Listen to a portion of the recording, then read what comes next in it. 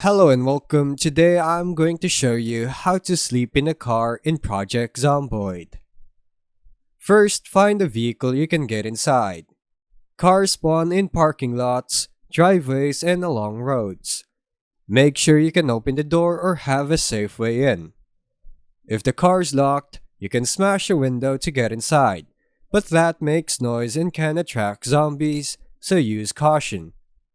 Next, get inside the car and sit in a seat. Usually the driver's seat works best.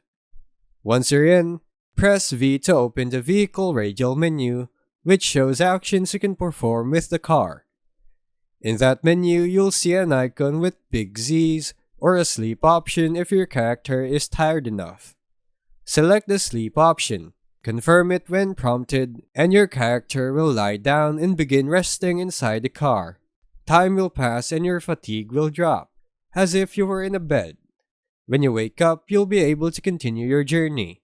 Make sure your character actually needs sleep. If you're not tired enough, the sleep option won't work. Also keep in mind that sleeping in a car is less safe than a house or bed, because nearby zombies or broken windows can wake you up or even let them attack while you're asleep. And that's how you sleep in a car in Project Zomboid.